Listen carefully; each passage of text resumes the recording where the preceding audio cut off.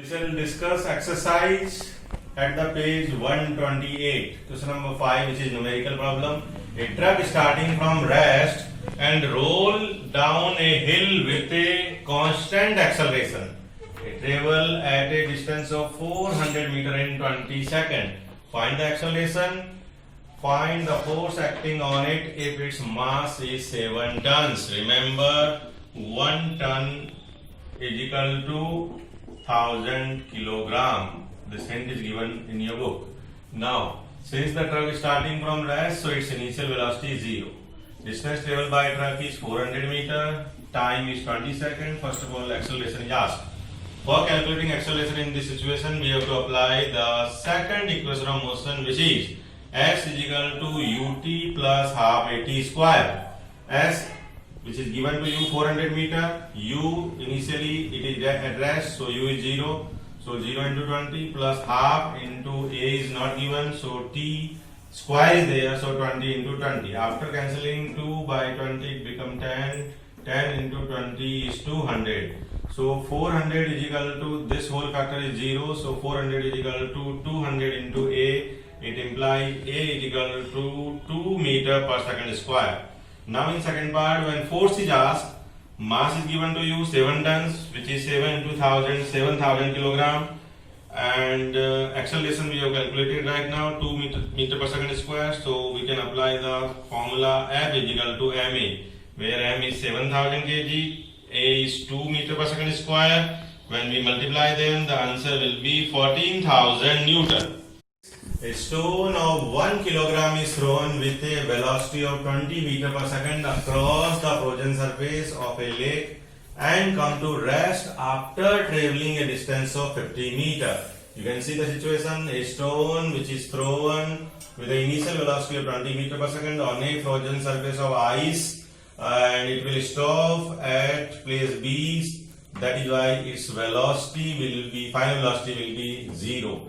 And it travel a distance of 50 meter. What is the force of friction between the stone and the ice? In first part, we shall calculate the acceleration applied on the stone. Obviously, it will come with negative sign because the speed of stone will goes on decreasing due to the frictional force. So here the third equation of motion we can apply. V square is equal to u square plus 2as, where v final velocity is 0. So I place the value of u, which is 20. So 20 into 20 plus 2 into a into distance is 50. Now 0 is equal to 400 plus 50 into 2 is 100a. So minus 100a is equal to 400. So acceleration a is equal to minus 4 meter per second square. After getting acceleration, we can calculate the force. Mass is 1 kilogram, acceleration is minus 4 meter per second square. So F is equal to ma, we can apply. So 1 into minus 4 means force is equal to minus 4 Newton. Next question number 7. A 8000 kilogram engine pulls a train of 5 wagons, each of 2000 kilogram along a horizontal track if the engine exerts a force of 40,000 Newton. And the track offers a frictional force of 5000 Newton. Then calculate first part the net accelerating force and B part the acceleration of the train. For the first part, as the force exerted by engine is given 40,000 Newton and frictional force which was against the motion of the train, it is 5000 Newton, means it is negative in nature. So net accelerating force can be calculated by adding of these forces 40,000 and minus 5,000 Newton. So it will be 40,000 minus 5,000 means 35,000 Newton. Means train accelerating force, net accelerating force is actually 35,000 Newton. Now the mass of train we can calculate. Mass of engine plus mass of 5 wagon. Each of wagon has 2000 kilograms, so 5 into 2000, 10,000 plus 8,000, 18,000 kilograms is total mass of train. Now acceleration applied on the train can be calculated by F by m. As we know, F is equal to ma, so A is equal to F by m. So force is 35,000 divided by mass is 18,000 kilograms, so acceleration will be 1.94 meter per second square. An automobile vehicle has a mass of 1500 kilogram.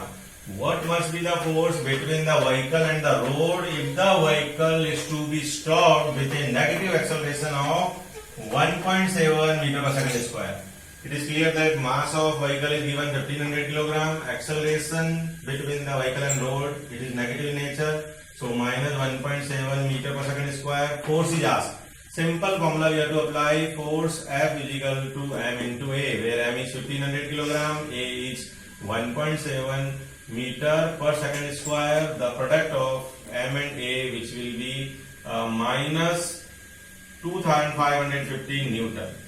Now, question number 9, in which formula momentum is asked. Actually, it is P is equal to M into V. Question number 10. Using a horizontal force of 200 Newton, we intend to move a wooden cabinet across a floor at a constant velocity. What is the frictional force with which exerted on the cabinet? Means whatever minimum force required to make the object move only equal to its limiting friction, means friction force is again equal to 200 Newton.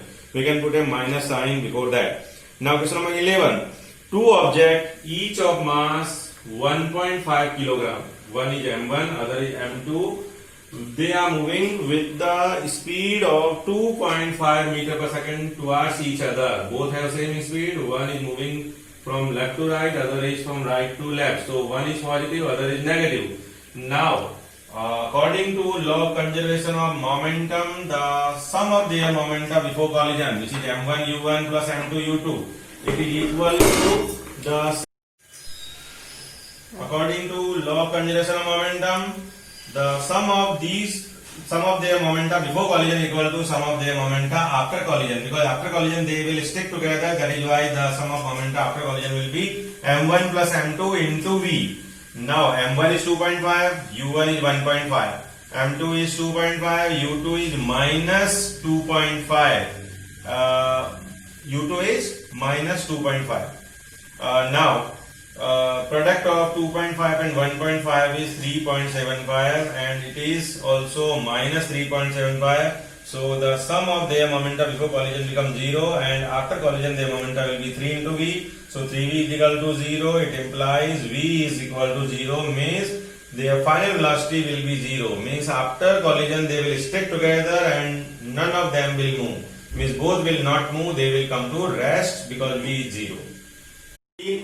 A hockey ball of mass 200 gram traveling at a 10 meter per second is stuck by a hockey stick so as to return it along its original path with a velocity of 5 meter per second. Calculate the magnitude of change in the momentum occurred in the motion of the hockey ball by the force applied by the hockey stick.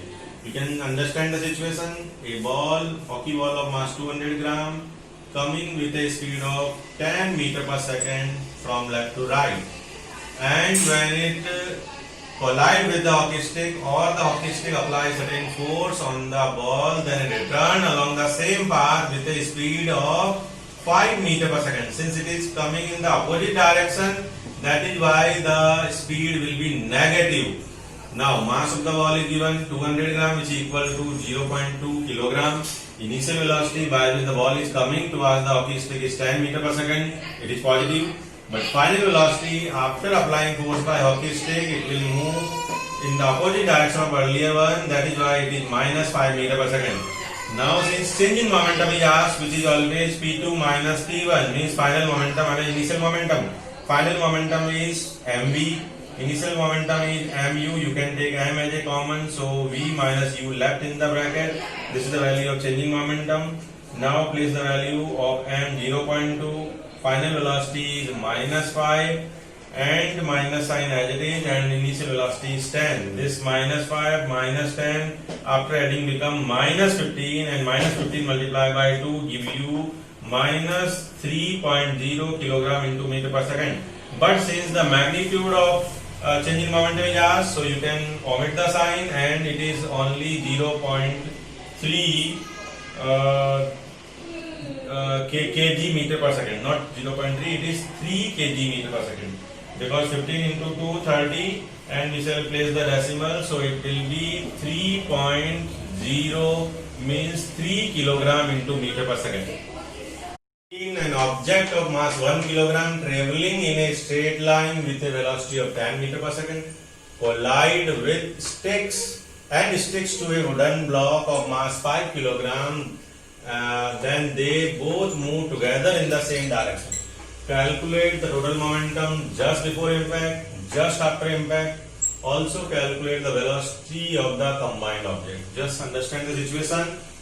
Object of mass 1 kilogram, ball of mass 1 kilogram rolling with the initial speed u1 is equal to 10 meter per second, just collide with a 5 kilogram mass wooden block which is stationary, means u2 is equal to 0.